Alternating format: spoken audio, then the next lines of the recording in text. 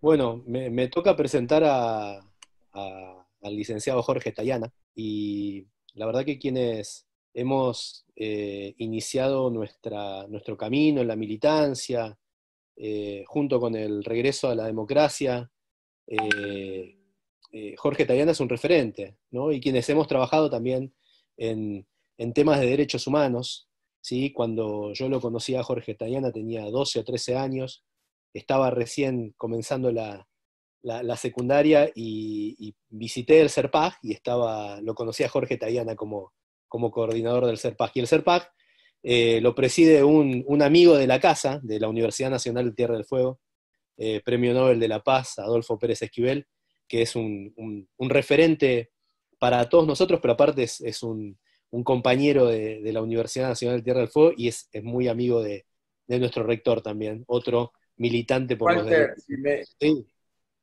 Walter, si me permitió un poquito, yo quiero saludar muy especialmente a Jorge Tayana, como dice nuestro amigo en común, seguramente Adolfo, hemos sido compañeros de Colonia Vacaciones, vos estuviste con Carmelo Vinci, no nos cruzamos ahí entre esas colonias de vacaciones, pero Jorge, un fuerte abrazo, somos compañeros de aquella lucha y de aquella militancia, cuando vos estabas en el pabellón de la muerte, yo estaba allá atrás, después no nos cruzamos nunca, y además quiero mandarte un fuerte abrazo, porque aquellos compañeros que encontramos de aquella época son hermanos, aunque no nos hayamos visto nunca, y después cuando otra cosa para felicitarte, y todos lo tienen que reconocer, es cuando dejaste la Cancillería, no hiciste ninguna crítica al gobierno nacional. No sé por qué te fuiste, pero creo que eso demuestra que sos un compañero de aquello, un compañero de ley, un militante, así que compañero y amigo desde ahora, un fuerte abrazo y te traigo el saludo de Carmelito, que vos estuviste en la misma celda con él, y se lo voy a comentar. Un fuerte abrazo, Jorge, eso discúlpeme que quería decirlo. gracias, Juan. No, estás totalmente, no hace falta pedir disculpas. Así que bueno, nada. Jorge Tayana me parece que no tiene más prólogo para hacer que su propio nombre y su propia trayectoria. Así que gracias, Jorge, por participar acá en esta actividad. No, gracias Walter, gracias Juan, gracias todos, ¿no? Raúl, Julio, Mariano. A mí me da un poco de vergüenza, ¿no? Hablar de soberanía delante de César Lerena, que es el hombre que más ha defendido los recursos naturales renovables de la Argentina y todos sabemos la pelea que ha dado. Bueno, hay muchos, ¿no? Mariano y la Antártida. Pero quería hacer un par de comentarios y de reflexiones. Hoy es el día 20 de noviembre por la batalla de la Vuelta Obligada, 1845, ¿no? El intento de ¿qué? El intento de lograr la libre navegación sin control de nuestros ríos por parte de las grandes potencias, ¿no? Del Reino Unido y de Francia. Ya habían usurpado las Malvinas 12 años antes, pero seguían como habían intentado antes. Y esa batalla por la soberanía, yo quiero traerla al presente y creo que hoy tiene un significado presente también. Y tiene un significado porque el gobierno nacional ha anunciado que el año que viene vence la concesión de la hidrovía Paraná-Paraguay. Y el gobierno está decidido a llamar una licitación amplia para que se presenten los que quieran contribuir, y ha hecho una sociedad del Estado donde están las provincias ribereñas, y eso es una modificación esencial, por dos razones.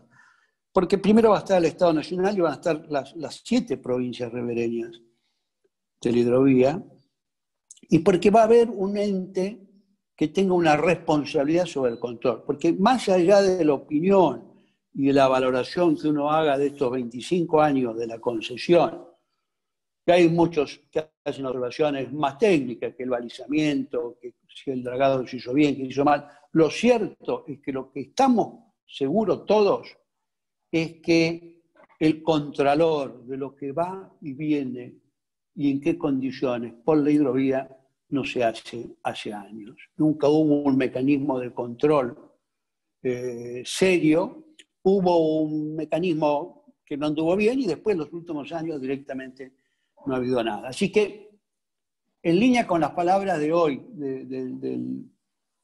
del presidente junto con el gobernador de la provincia en San Pedro sobre los distintos aspectos de la soberanía, creo que la nación y las provincias tomen una responsabilidad, un control y una mirada sobre todo el proceso de hidrovía es estratégicamente importante para la defensa de la soberanía. Soberanía encarada en lo que señaló que me antecedió en el uso de la palabra, es decir, en hacer lo que nosotros queremos, en actuar con autonomía, en darle la dimensión que queramos. Y esto lo ligo, esta defensa, bueno, muchos conocen la historia, ¿no? Ustedes conocen la historia de Eva y el subte del metro de París, ¿no? ¿La conocen todos? No la conocen. Si no la conocen, la cuento.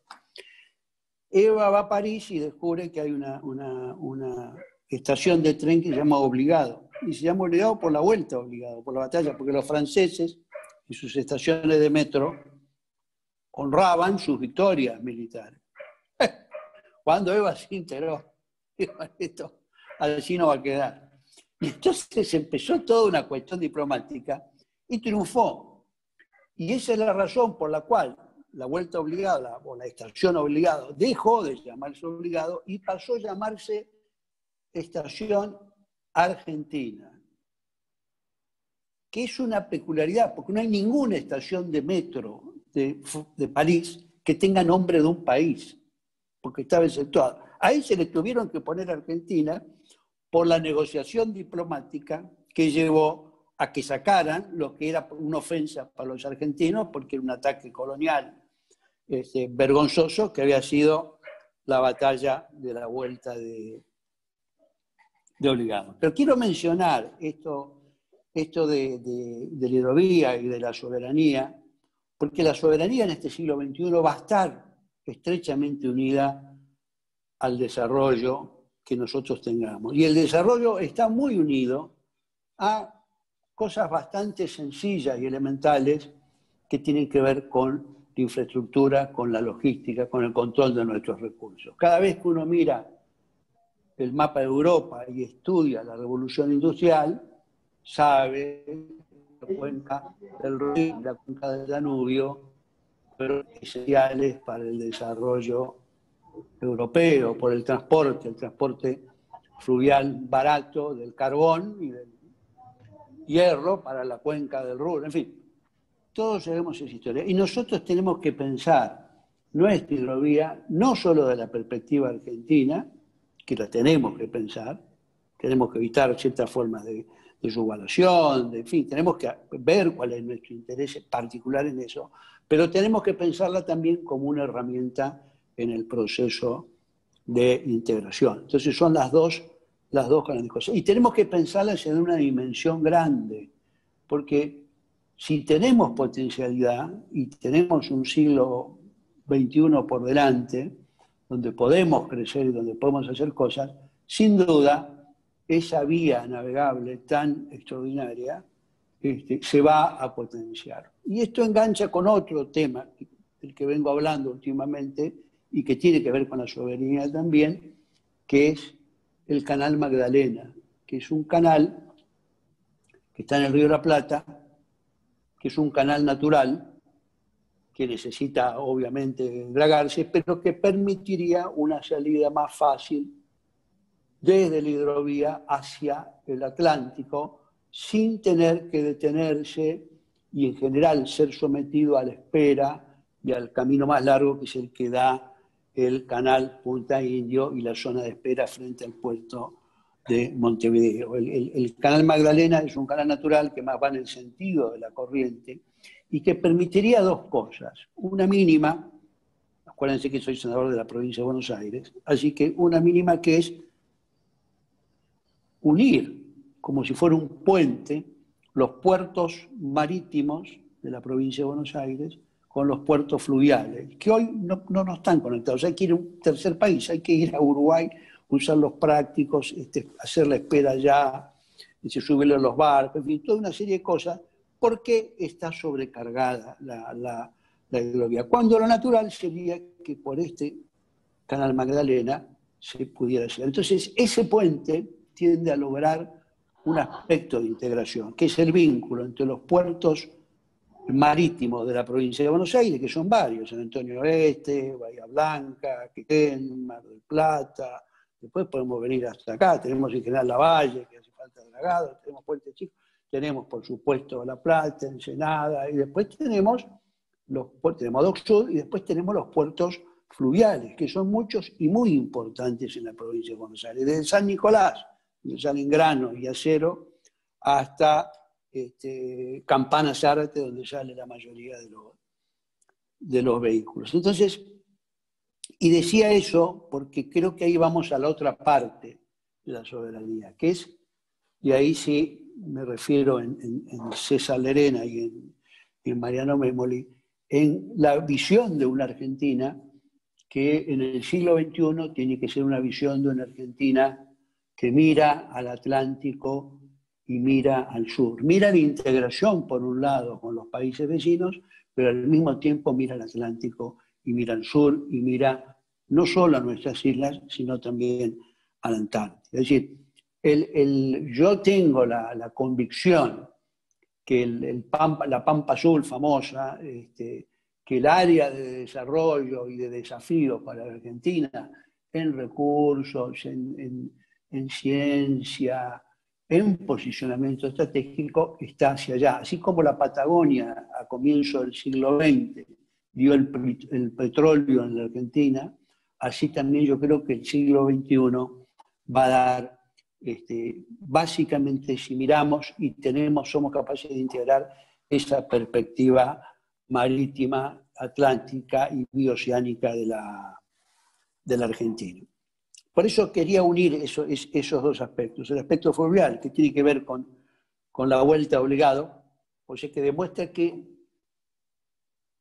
tantos años después sigue siendo un tema vigente cómo se controla y cómo se desarrolla el comercio por ese gran río que es el Paraná, y el tema del Atlántico Sur, que obviamente también sigue vigente. Ese es un aspecto que quería destacar. El segundo aspecto es una favor. Es una favor, porque los argentinos somos siempre muy críticos de nosotros mismos, y eso es bueno. Es el lugar donde hay más psicoanalistas del mundo, después de París y New York. Y eso es bueno, porque lleva a la autorreflexión, a conocerse uno mismo, pero también a veces hace que bajemos un poquito el precio como sociedad. Y en el caso de Malvinas, más allá de las marchas y contramarchas que todos conocemos y que muchos lamentamos, Mario Metassa hablaba de los hielos patagónicos y de la poligonal y la pelea en aquellos años 90 junto a Cristina por el tema de los límites, de la solución de los conflictos marítimos con Chile. Bueno, yo recuerdo que ese debate, ese enfrentamiento interno con el gobierno de entonces, el que lo llevaba por el lado de la Cancillería, tú no te acuerdas quién era Mario Metassa. Bueno, era Carlos Foradori, que luego se volvió más famoso por la firma del Foradori Duncan en el 2016. Quiere decir que Foradori siempre tuvo una posición que no ha variado y que es una defensa cuestionable, al menos, del interés nacional. Pero lo que sí quiero destacar es que a pesar de esas idas y vueltas y de esos vaivenes, nosotros tenemos un mérito como Argentina, y es que nunca reconocimos la legitimidad de la usurpación. Nunca. No hay ningún gobierno argentino que lo haya hecho, y eso es extraordinario. Desde 1883 es Rosas, es Manuel Moreno, el hermano de Mariano, que era el representante del ministro consejero en Londres, el que presenta la primera denuncia y reclamo por la ocupación de las islas de 1833. Entonces, la verdad es que nunca fue consentida la ocupación. Y yo destaco esto porque hay otros casos muy justos también de reclamos, y muchos de ellos los acompañamos muy fraternalmente, pero que no tienen esa condición, por distintas razones, por derrota de guerra, por acuerdo de paz. Voy a mencionar uno, porque siempre es incómodo mencionar otro, pero España se dio Gibraltar luego de la guerra de sucesión en 1703 al Reino Unido, que fue parte de un resultado de una guerra, de un acuerdo que se impuso, bueno, todo lo que ustedes quieran, pero acá nadie firmó que las Malvinas son de los británicos, nadie lo firmó, y todos los que estuvieron la defendieron con los recursos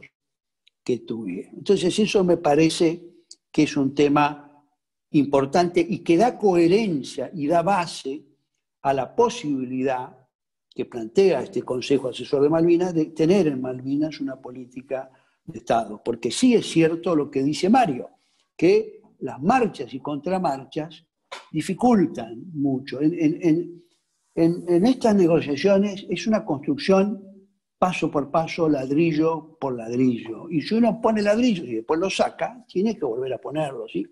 Convencer a un socio que hay que volver a poner un ladrillo, donde uno que estaba con nosotros lo sacó hace un rato, es una tarea difícil.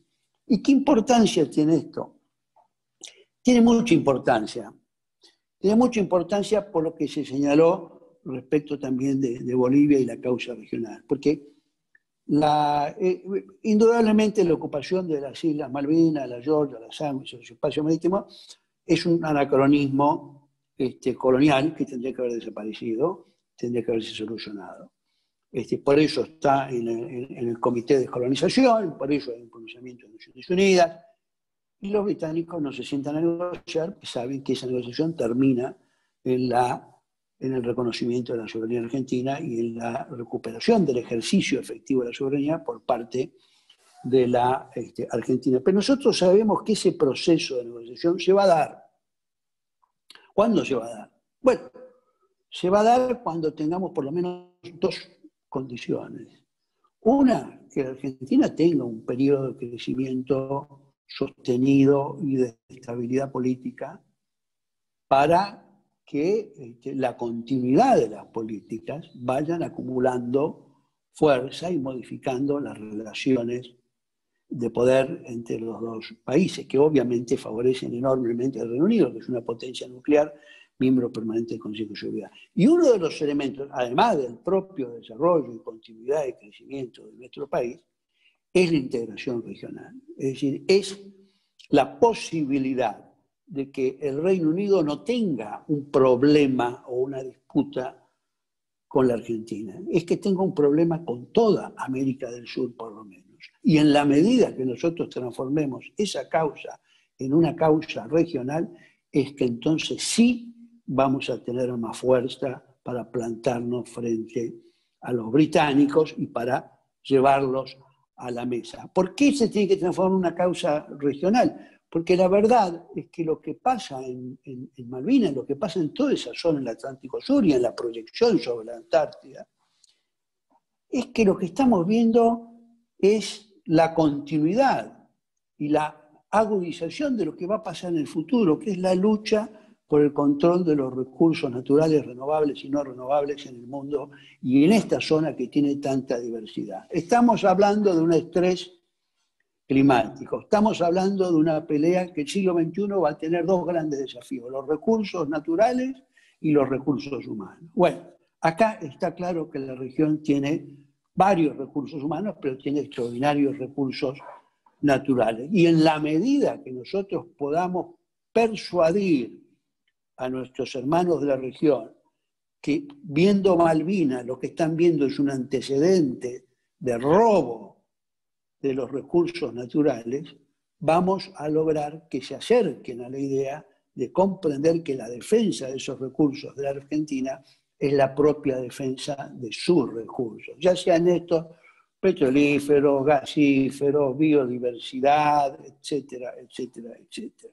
Entonces, a mí me parece que el tema de integración, y sobre todo en Sudamérica, es un elemento esencial. Por eso era tan importante la UNASUR, que alegremente algunos la han desmontado. La UNASUR es importante porque además del Mercosur, que es una cosa más chica en cuanto a países, toda la UNASUR, los 12 países de la UNASUR, aceptaban la tesis argentina de que las Malvinas son argentinas, no solo la Declaración de Naciones Unidas que hay un conflicto de soberanía que debe ser dirimido de manera pacífica y duradera a través del diálogo y teniendo en cuenta los intereses de los isleños, que es lo que dice Naciones Unidas. No, lo que dice los 12 países de UNASUR es que eso es soberanía argentina, que es lo mismo que dice la CELAC.